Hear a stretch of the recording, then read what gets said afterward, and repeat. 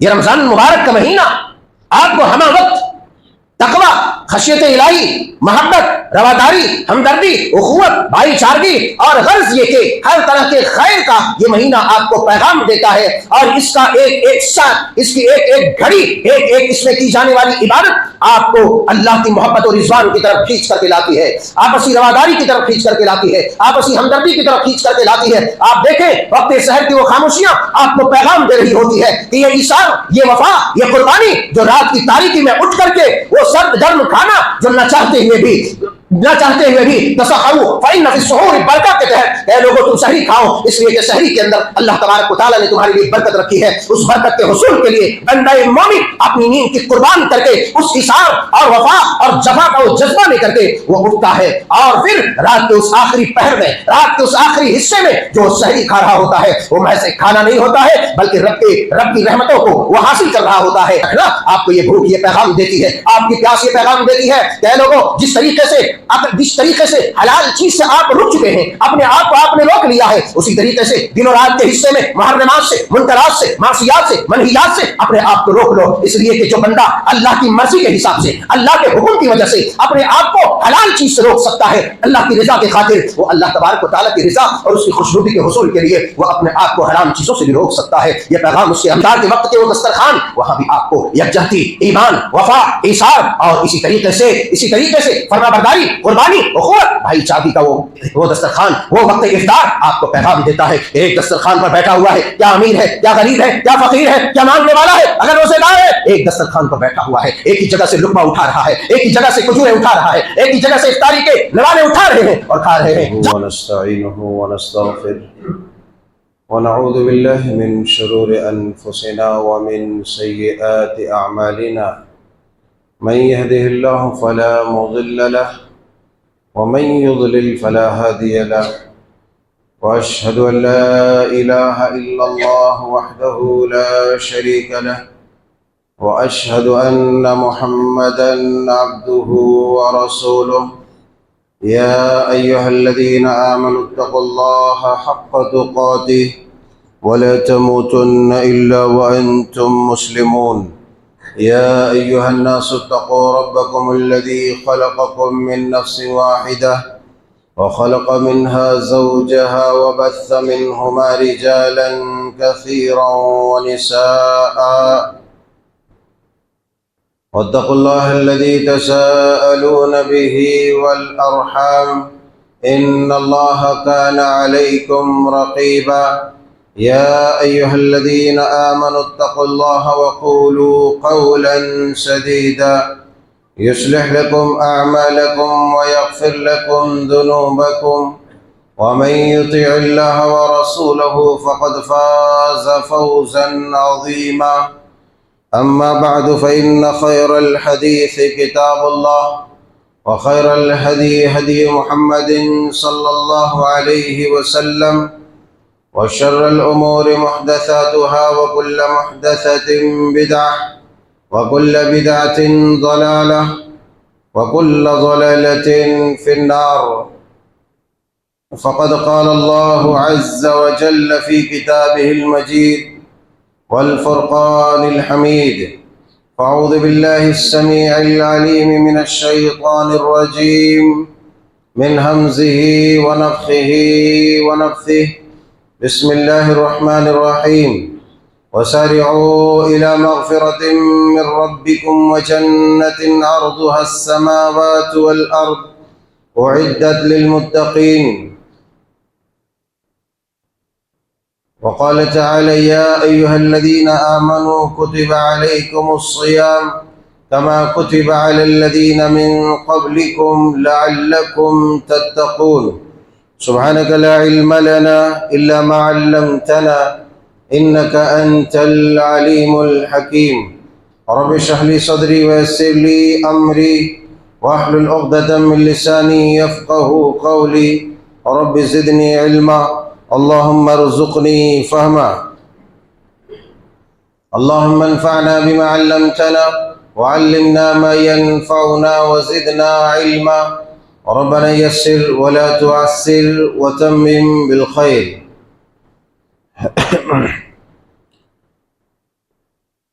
اللہ وحدہ لا شریک، مالک القدوس، رب الودود، رب العالمین، احکم الحاکمین، ارحم الراحمین، مولا کریم کے لیے ہی ہر قسم کی حمد و ثنا اور بزرگی و برتری لائق و سزاوار ہے۔ اسی کے لیے ہر طرح کی عبادات خاص ہے، جس نے ہمیں انسان ہونے کے ساتھ ساتھ ایمان اور اسلام کی دولت سے سرفراز و ہمکنار فرمایا ہے۔ ساتھ ہی ساتھ ہماری زندگی کے اس حصے میں رمضان المبارک کا عظیم مقدس مہینہ داخل فرما کر ہمارے اوپر احسان عظیم فرمایا اور ہمیں اپنی مغفرت و رضوان کا موقع عنایت فرمایا۔ اسی لیے ہر حال میں اس اللہ عز و جل وحدہ لا شریک کے لیے ہم تعریف بیان کرتے ہیں اور اسی کی حمد کے ساتھ ساتھ اس کا شکر بجا لاتے ہیں۔ فللہ الحمد ولہ الشکر، سبحان اللہ وبحمدہ، سبحان اللہ العظیم، سبحان اللہ عدد ما خلق۔ عزیزان گرامی، اس سے قبل کے خطبے میں ماہ رمضان، ماہ صیام کے چند پیام آپ نے سماعت فرمائے تھے، اور یہ مہینہ اس بات کے متقاضی ہیں کہ اس مہینے کے پیام کو عام کیا جائے تاکہ افراد امت مسلمہ کی دینی بے راہ روی سے وہ دین حق، دین اسلام، دین متین کے صحیح راہ پر گامزن ہو جاوے، دینی بے راہ روی سے اپنے آپ کو باز رکھے اور معصیات و منکرات سے تائب ہو کر کے رب کی مغفرت و رضوان کا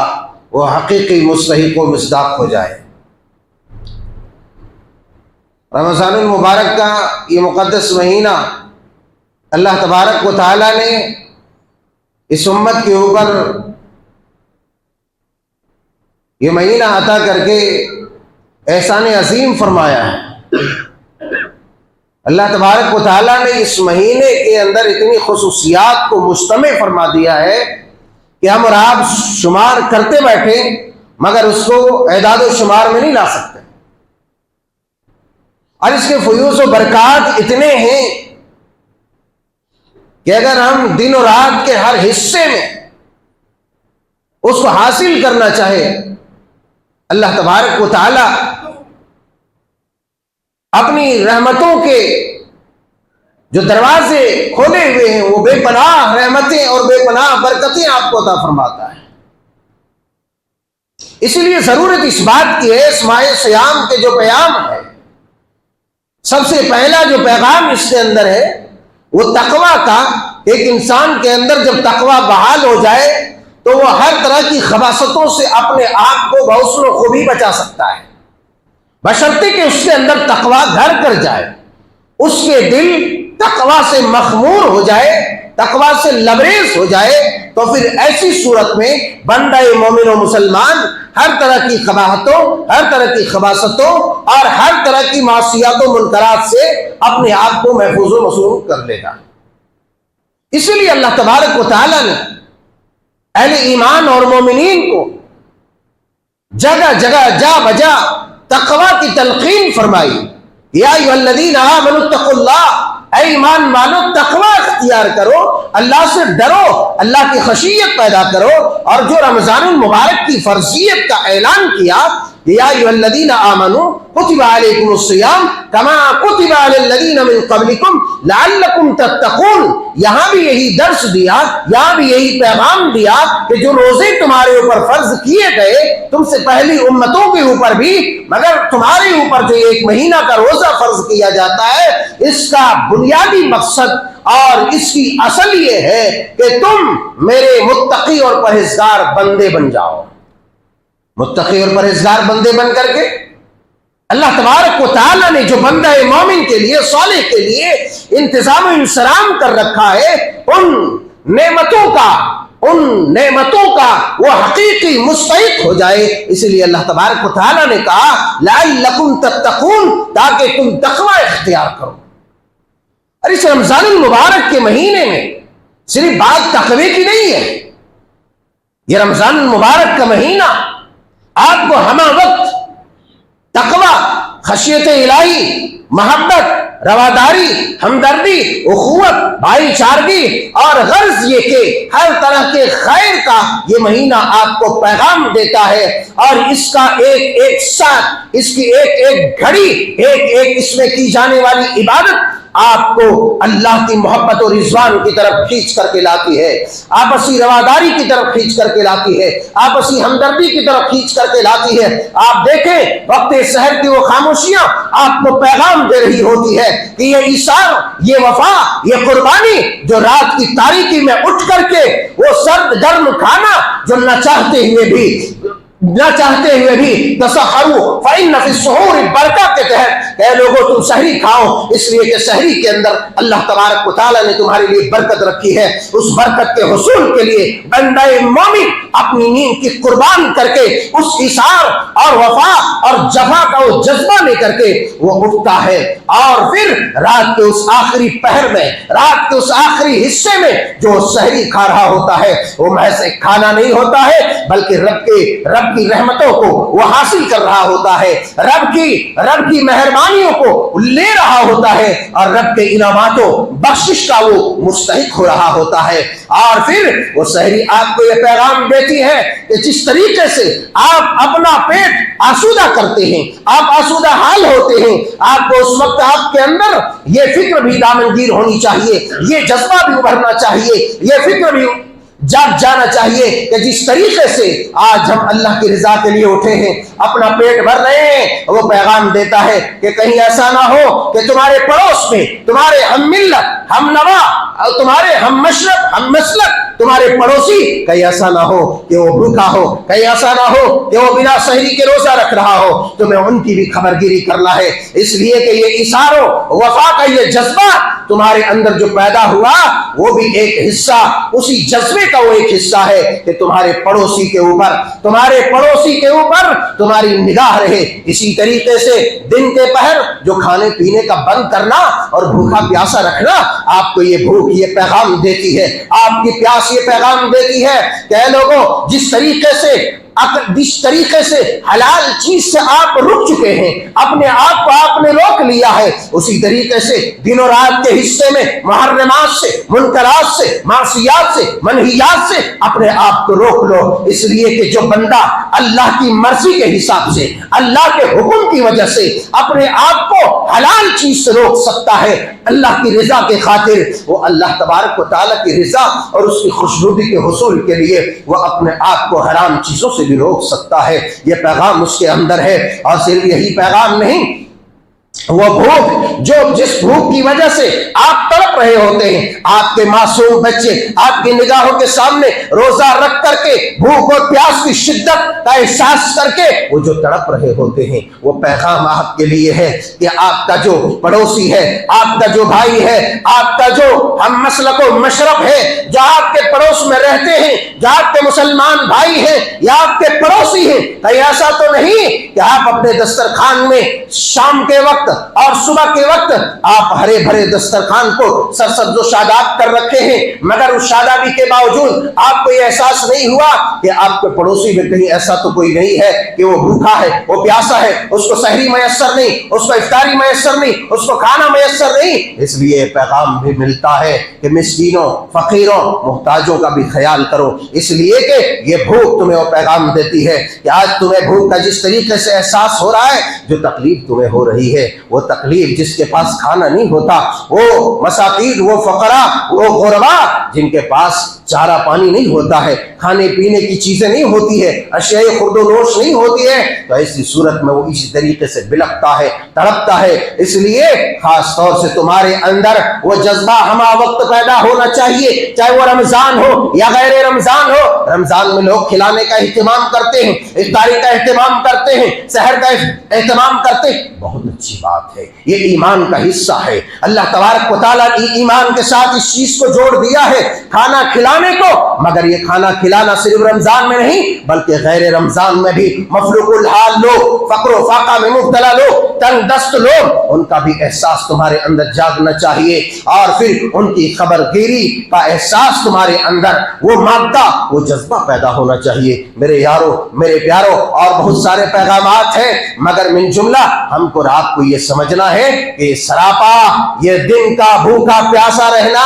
یہ بھی اللہ کی رضا کے خاطر، اور یہ جو پیغام دیتا ہے ان پیغامات پر ہمیں غور کرنا ہے۔ روزہ رکھ لینا یہ کمال کی بات ہے، مگر اس سے بھی بڑی کمال کی بات یہ ہے کہ اللہ کی ان عبادتوں میں کیا حکمتیں چھپی ہیں، کیا مصلحتیں چھپی ہیں، ان مصلحتوں کو ٹٹولو کہ اللہ تبارک و تعالیٰ نے یہ جو عبادات ہمارے اوپر فرض کیے ہیں اس کے اندر کیا حکمت ہو سکتی ہے، کیا مصلحت ہو سکتی ہے۔ ان پیغامات کو قریدو اور دیکھو اور اپنے دل کو زندہ کرو۔ جو دل پسمردگی کے شکار ہے ان دلوں کو زندہ کرو، اس لیے کہ مومن کا دل مردہ نہیں ہو سکتا، مومن کا دل ہمہ وقت زندہ رہتا ہے، مومن کا دل اپنے مومن بھائیوں کے لیے، اپنے پڑوسیوں کے لیے دھڑکتا ہے، اور ان کے جذبات و احساسات کی قدر کا احساس یہاں پیدا ہوتا ہے۔ اسی طریقے سے آپ افطار کی وہ چہچہاٹ اور افطار کی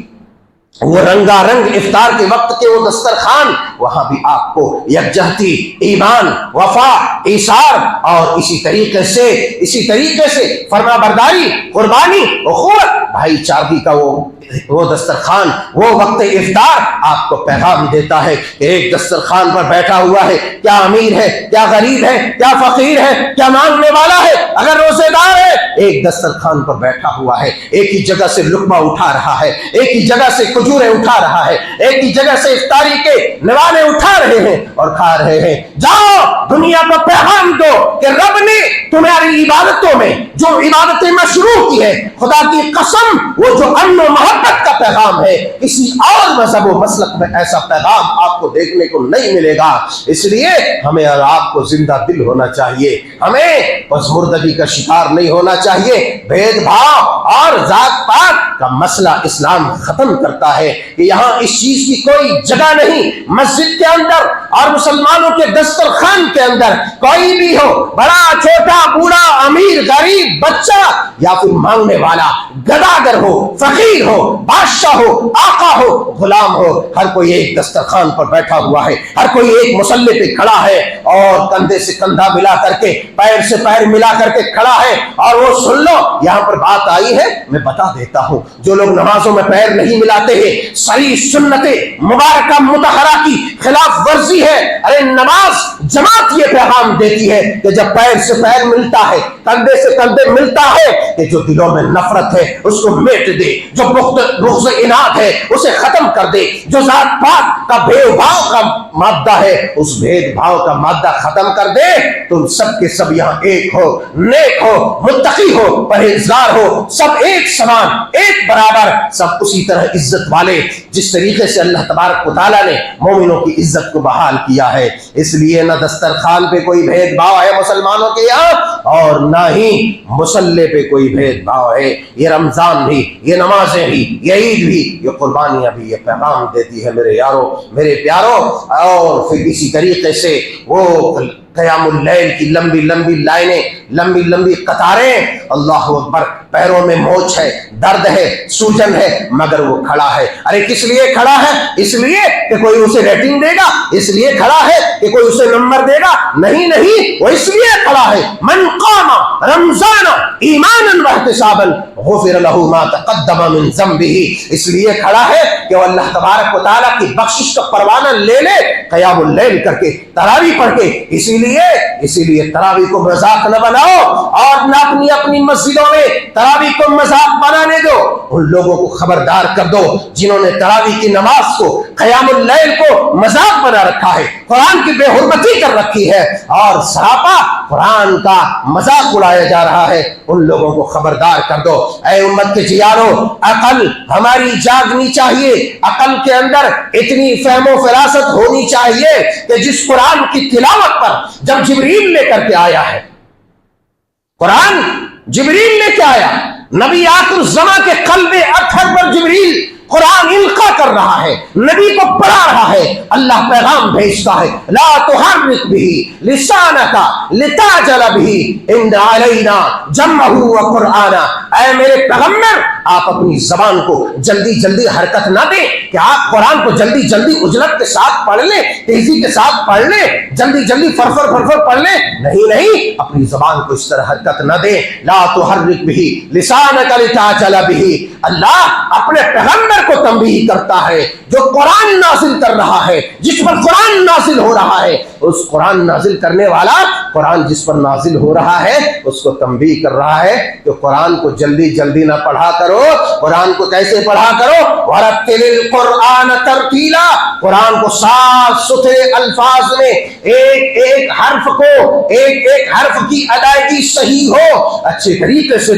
قرآن پڑھو، چاہے وہ نماز میں ہو، غیر نماز میں ہو، فرض نماز میں ہو، یا سنن و نوافل میں، یا تراویح میں، یا قیام اللیل میں، کوئی بھی نماز میں ہو. وَرَتِّلِ الْقُرْآنَ ترتیلا کے تحت تمہیں قرآن کی تلاوت کرنی چاہیے، اس لیے کہ نماز ہے اور قیام میں، رکوع میں، سجود میں، تلاوت میں، اس میں کوئی امتیاز نہیں ہے، کوئی فرق نہیں ہے. اس لیے امت کے جیانو، ان جگہوں سے بچو جہاں پر شبینہ کے نام پر قرآن کی آبرو کی بے حرمتی ہوتی ہے، قرآن کی توہین ہوتی ہے. ایک رات میں قرآن ختم، اللہ اللہ، ایسے ایسے بے وقوف اور ایسے ایسے ناسمجھ لوگ ہیں کہ ایک دن میں قرآن ختم، اس کی تراویح ختم. 3 دن میں قرآن پوسٹر لگا رہتا ہے فلاں شادی خانے میں، بزنس مین کے لیے، تاجروں کے لیے. 3 دن میں قرآن ختم، 3 دن میں تراویح ختم، 5 دن میں تراویح ختم. لا حول ولا قوت الا باللہ، لا حول ولا قوت الا باللہ. یہ سراپا نماز کی بے حرمتی، قرآن کی بے حرمتی. اس لیے ایسے نماز میں آپ کو نہ ثواب ملے گا، نہ کوئی نیکی ملے گی، بلکہ ایسی نماز ایسے لوگوں کے منہ پہ مار دی جائے گی اور ایسے لوگوں کے سر سے وہ نماز اوپر نہیں جائے گی. اس لیے کہ اللہ تبارک و تعالیٰ کو ایسی نمازوں کی ضرورت نہیں ہے. اللہ نے نمازوں کو جیسے مشروع کیا ہے، اسی طریقے سے وہ نمازوں کی ادائیگی بھی چاہتا ہے. اور رہی بات قیام اللیل کی، تو قیام اللیل پورے رمضان میں مشروع ہے، نہ کہ ایک دن میں 3 دن میں ختم کر کے اپنے اپنے کام میں لگ جاؤ اور تراویح ختم. ایسا نہیں ہے. اگر آپ کو قیام اللیل کی فضیلت سے فیض یاب ہونا ہے تو آپ کو پورے قیام اللیل کرنا ہے جتنا مشروع کیا گیا ہے. اسی طریقے سے رمضان المبارک کے اس مہینے میں اللہ کے نبی صلی اللہ علیہ وسلم صحیح بخاری شریف کے کتاب و بدل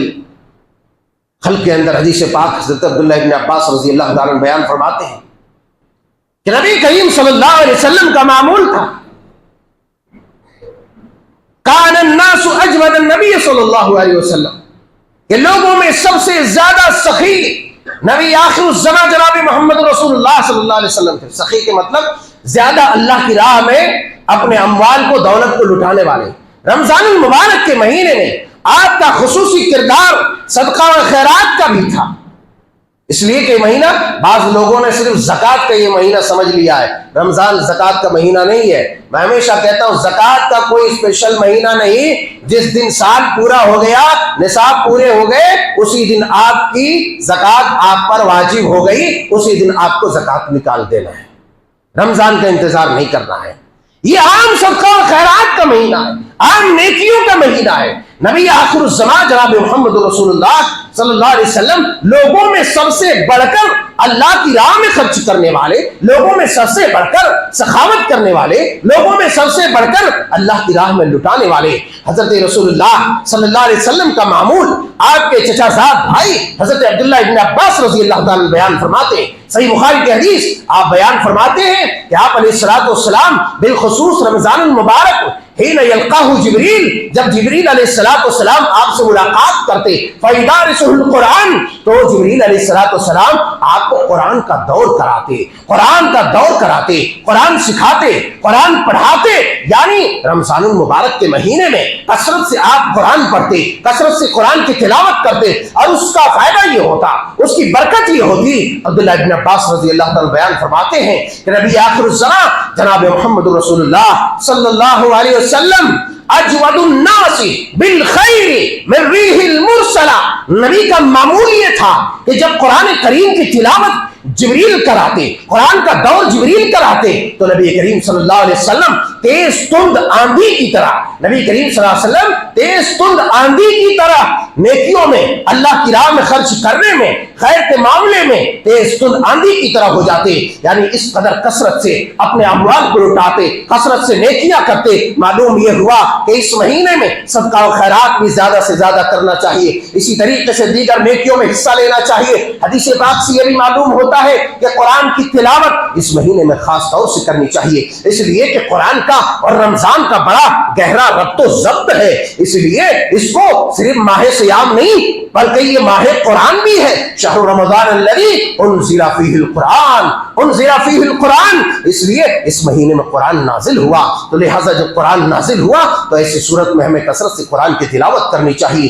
تاکہ قیامت کے دن یہ قرآن ہمارے لیے سفارشی بن جائے، ہمارے دل کی تطہیر کا باعث بنے، ہمارے دلوں کے دنیا کو کے اندر انقلاب برپا کرنے کا باعث بنے۔ اس لیے نبی کریم صلی اللہ علیہ وسلم جب قرآن کریم کی تلاوت کرتے تو آپ کا جذبہ اور ابھر جاتا، اس لیے کہ قرآن کریم کے اندر نیکیوں کی ترغیب، نیکیوں کی ترغیب، صدقہ، خیرات، نماز، زکات، عطیات اور ان چیزوں کی جو ترغیب و ترہیب ہے، یہی وجہ ہے کہ تلاوت کرنے کے بعد آپ کے اندر اور جوش و خروش پیدا ہو جاتا۔ اور میرے یاروں، میرے پیاروں، حضرت معاذ بن جبل رضی اللہ تعالیٰ عنہ بیان فرماتے ہیں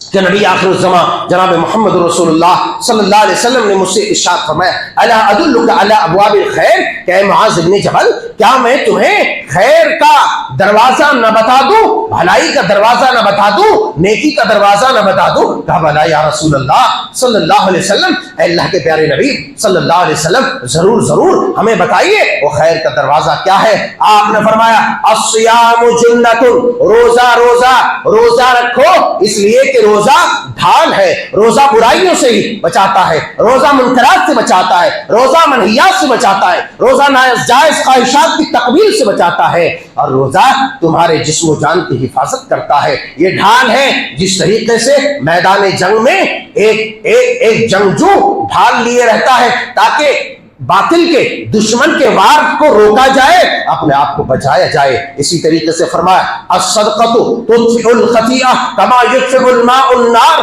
اور صدقہ کو ضروری پکڑو، صدقہ کو لازم پکڑو، اس لیے کہ صدقہ جہنم کی آگ کو اسی طرح مٹا دیتا ہے جس طریقے سے پانی آگ کو بجھا دیتا ہے۔ اللہ اکبر کبیرہ۔ میرے یاروں، میرے پیاروں، اس لیے یہ مبارک مہینہ ہر طرح کی نیکیوں میں سبقت کرنے کا مہینہ ہے، ہر طرح کی نیکیوں میں، قیام اللیل کو، چاہے پھر روزہ رکھنے کو، افطار کرنے کرانے کو، یا سحری کو، یا تلاوت قرآن کو، استغفار اور دعا مناجات کو، ان میں سے کسی کو بھی کمتر اور معمولی نہ سمجھو۔ اللہ تبارک و تعالیٰ نے دیگر مہینوں کے بنسبت اس مہینے میں بے شمار نیکیوں کو آپ کے لیے مجتمع کر دیا، اور صرف اکٹھا ہی نہیں کیا بلکہ آپ کی نیکیوں کا اجر بھی اللہ تبارک و تعالیٰ نے بڑھا دیا ہے۔ اور اس مہینے میں ایک اور خاص پیغام آپ کو جو دیا گیا ہے، وہ سب سے بڑا پیغام صبر کا پیغام ہے۔ ہر برائیوں سے رک جانے میں جس چیز کا سب سے بڑا کمال ہے وہ صبر ہے۔ آپ کو ناجائز خواہشات ہوتی ہیں، دل کرتا ہے کہ کود دوں اس اتھاہ سمندر میں، لیکن آپ صبر کرتے ہیں۔ صبر، بھوک لگتی ہے صبر کرتے ہیں، پیاس لگتی ہے صبر کرتے ہیں، کوئی آپ کو برا بھلا کہہ رہا ہے صبر کرتے ہیں، گالی دے رہا صبر کرتے ہیں، آپ کو ستا رہا صبر کرتے ہیں۔ کیوں صبر کریں؟ روزہ رکھ رہے ہیں۔ اسی لیے سب سے بڑا جو پیغام صبر کا ہے، اور آپ کو معلوم ہے ایک اور نقطے پر آپ غور کیجیے، اللہ تبارک و تعالیٰ نے یہ جو روزہ فرض کیا نا، کہا کہ الصوم لی وانا اجزی بہ، کہ روزہ میرے لیے ہے اور میں اس کا اجر دوں گا۔ اجر کتنا دے گا؟ یہ نہیں بتایا گیا، اجر کتنا دے گا یہ نہیں بتایا گیا، اور صبر کا جو اجر ہے اللہ تبارک و تعالیٰ نے اس کے اجر کا بھی اعلان نہیں کیا، فرمایا انما یوفی الصابرون اجرہم بغیر حساب، اے میرے صبر و شاکر بندو جاؤ، صبر کرنے والوں کو میں بے لاگ بے حساب انلمیٹڈ اسے اجر دوں گا۔ اللہ اکبر کبیرہ۔ لہذا معلوم یہ ہوا کہ صبر، روزہ صبر کے ساتھ ہے، روزہ صبر کے ساتھ ہے، اور اس دونوں عملوں کا اللہ تبارک و تعالیٰ نے بے پناہ اجر رکھا ہے، جس کا اعلان نہیں کیا ہے کہ میں کتنا دوں گا۔ بہرحال آئیے میرے عزیزوں، میرے پیاروں، میرے جوانوں، میرے بزرگوں، کچھ باتیں ایسی ہوتی ہے کہ جو جاننے کے باوجود بھی ہم کوتاہی کرتے رہتے ہیں، جیسے بارہا لوگ سوال کرتے رہتے، کچھ لوگ ایسے ہیں جو روزہ چھوڑ دیتے، ایک روزہ جو جان بوجھ کر کے چھوڑ دیتا ہے، صحیح بخاری میں امام بخاری نے تعلیقاً روایت کیا ہے کہ جس کے اندر فرمایا کہ من افطر یوما من رمضان، جس نے ایک روزہ توڑ دیا یا چھوڑ دیا بلا کسی عذر کے، بلا عذر ولا مرض، بغیر کسی بیماری کے، بغیر کسی پریشانی کے، تو اگر وہ پورا زمانہ روزہ، پوری زندگی روزہ رکھے تو بھی اس کا برابر نہیں کر سکتا۔ مگر کچھ لوگ ایسے کاہل غافل سست ہوتے ہیں جو ایگزام کے لیے روزہ چھوڑ دیتے ہیں، ڈیوٹی کر رہے ہیں روزہ چھوڑ دیتے ہیں۔ اللہ والو پریشانی صرف آپ کے ساتھ نہیں ہے، صحابہ اکرام لکڑیاں کاٹتے تھے، مٹی کاٹتے تھے، اور دن بھر وہ سخت ترین دھوپ میں وہ روزہ رکھتے تھے، سخت ترین دھوپ میں روزہ رکھتے تھے۔ ان کے لیے کوئی گنجائش نہیں نکلی، آپ کے لیے کہاں سے نکل گئے؟ اس لیے یہ بڑی حماقت نہ کریں۔ البتہ جو آدمی بیمار ہے، جو آدمی سفر میں ہے، اس کے لیے جو رخصت ہے آپ جانتے ہیں، بیمار جو ہے بیماری ٹھیک ہونے کے قابل ہے تو بعد میں اس کی قضا کرے گا، سفر میں ہے چھوڑ دے رہا ہے اور بعد میں اس کی بھرپائی کرے گا، روزہ رکھے گا۔ مگر ایسا بیمار آدمی جو اب روزہ رکھنے کے قابل نہیں یا صحت یاب ہو ہی نہیں سکتا، یا ایسا کمزور بوڑھا آدمی جس کے اندر وہ سکت نہیں ہے، نہیں روزہ رکھ سکتا، اور ظاہر سی بات ہے ان کی عمر اتنی ہو گئی تو پھر وہ قضا کب کریں گے؟ تو ایسے لوگوں کے لیے فدیہ ہے، ایسے لوگوں کے لیے اب فدیہ ہے۔ بعض لوگوں نے 1.25 کلو وغیرہ کے حساب میں رکھا ہے، تو ایسا نہیں ہے۔ فدیہ کے بارے میں ہے کہ ایک روزے کے عوض ایک مسکین کو باقاعدہ طور پر کھانا کھلایا جائے۔ اب ایک آدمی کا پیٹ کتنے میں بھرتا ہے، اس کے ایک وقت کے کھانے میں کتنا خرچ ہوتا ہے، آپ اس حساب سے سمجھ کر کے، اس لیے اس کو خاص طور سے کوئی مقرر اور متعین نہیں کر سکتا کہ بھائی اتنا کلو ہی دینا ہے، اس لیے آدمی کو دیکھیں کہ کیسے مسکین کو وہ دے رہا ہے، کیسے مسکین کو کھلا رہا ہے، اس حساب سے وہ فدیہ ادا کرے۔ یومیہ ایک روزے کے عوض ایک مسکین کا کھانا ہے، لہٰذا اس حساب سے آپ کو فدیہ نکالنا ہے۔ اور اسی طریقے سے ایک اور غلط فہمی جو سماج میں چل رہی ہے، وہ اس کا بھی ازالہ بہت ضروری ہے۔ کچھ لوگ کیا کرتے، روزہ نہیں رکھ پاتے ہیں، کوئی بات نہیں، یا بیمار ہیں، پریشان ہیں، نہیں رکھ پا رہے ہیں، کون مار رہا ہے؟ مگر غلطی یہ ہو رہی ہے کہ فدیہ دیتے وقت ایک بڑی پارٹی کر دے رہے ہیں، روزہ رکھنے، روزہ کھلوانے پارٹی دے دے رہے ہیں، روزہ کھلوا دے رہے ہیں، پورے لوگوں کو افطاری کرا دے رہے ہیں، امیر غریب فقیر سب کچھ۔ یہ نہیں ہوگا، اس لیے کہ فدیہ صرف مسکین کا حق ہے، اور آپ کی اس عمومی دعوت میں امیر غریب کبیر فقیر گداگر بادشاہ سب آ گیا ہے، تو یہ کیسا طریقہ؟ یہ کوئی طریقہ نہیں ہے، لہٰذا یہ فدیہ ادا نہیں ہوگا، ایسا فدیہ ادا نہیں ہوگا۔ اس لیے ایسی غلطی کوئی نہ کرے کہ ایک ہی ساتھ میں سب کو بلا دے، بھائی تو اپنے رشتہ داروں کو کھلا رہے، اپنے بھائیوں کو کھلا رہے، اپنے بیٹوں کو کھلا رہے، ارے تمہارے ماتحت جو آدمی اس کو کھلا رہے، تمہارے زیر کفالت جو آدمی اس کو کھلا رہے، کیا طریقہ ہے؟ ایسا نہیں چلے گا۔ اس لیے وہ حق مسکین کا ہے، مسکین کو دینا پڑے گا۔ بہرحال انشاءاللہ مزید باتیں آئندہ خطبات میں آئیں گی۔ اللہ رب العزت ذوالجلال والاکرام سے دعا ہے کہ مولا کریم اس مبارک مہینے کے فیوز و برکات ہم سب کو اپنی مہربانی سے نصیب فرما۔ اللہ اب تک جو بھی ہم نے روزے، نمازیں، تلاوتیں اور جو دیگر عبادتیں کی ہے، اس میں بڑی کوتاہیاں ہوئی ہیں پروردگار عالم، اللہ ان کوتاہیوں کا ازالہ فرما کر، درگزر فرما کر میرے مولا تو اپنی بارگاہ میں اسے صحت مند، تنومند، توانا بنا کر کے ہماری ان ٹوٹی پھوٹی لنگڑی لولی عبادتوں کو تو شفع قبولیت سے نواز، ہماری گردنوں کو جہنم سے آزاد فرما، اور اس مبارک مہینے کی قدر کرنے کی توفیق عطا فرما۔ ایک آخری بات یہ ہے جو رہ گئی تھی، چونکہ اب آئندہ جب ہمارا جمعہ آئے گا تو اس وقت جو ہے اعتکاف میں لوگ آ چکے ہوں گے، کیونکہ یہ ساری چیزیں جانتے ہیں، مگر بہت دنوں تک اگر صفائی ستھرائی نہیں ہوتی نا کسی جگہ کی تو گرد و غبار بیٹھ جاتی ہے، جس سے دھند پڑ جاتا ہے، اس لیے وہ پھر مان پڑ جانے کی وجہ سے بتانا پڑتا ہے۔ اب اعتکاف کی فضیلت انشاءاللہ آئندہ خطبات میں بیان کریں گے، مگر جن بھائیوں کو اعتکاف کرنا، میں کہتا ہوں عشق کا لفظ عام طور پر ہمارے یہاں استعمال نہیں ہوتا، مگر میں کہتا ہوں کہ یہ اعتکاف محبت کا مہرہ ہے۔ اعتکاف کیا ہے؟ محبت کا مہرہ ہے، اس لیے آپ کے پاس موقع ہے، اللہ تعالیٰ نے آپ کو موقع دیا تو آپ اعتکاف ضرور کریں، آپ اعتکاف ضرور کریں۔ اعتکاف کرنے والا سراپا اپنی محبت اللہ تبارک و تعالیٰ سے محبت کا اظہار کرتا ہے، یہ بڑا اچھا سنہرا موقع ہے، اس لیے آپ کو اعتکاف کرنا ہے۔ 20 رمضان کو آپ مسجد میں آ جائیں اور رات بھر عبادت کریں، خیمہ لگائیں اور پھر خیمے میں اپنے چلے جائیں 20 رمضان کو، اور منکرات سے اپنے آپ کو بچائے رکھیں، عبادت میں مصروف رکھیں، اور ان راتوں کی قدر کریں، جیسا کہ میں بارہا کہتا ہوں، ان راتوں کی قدر کریں، اور راتیں ایک بار مل گئی بہت بڑی بات ہے، دوبارہ ملے گی نہیں ملے گی کوئی نہیں جانتا۔ اللہ تعالی ہم سب کے ساتھ خیر کا معاملہ کرے اور شر و فتن سے محفوظ فرمائے، آمین، تقبل یا رب العالمین، وآخر دعوانا۔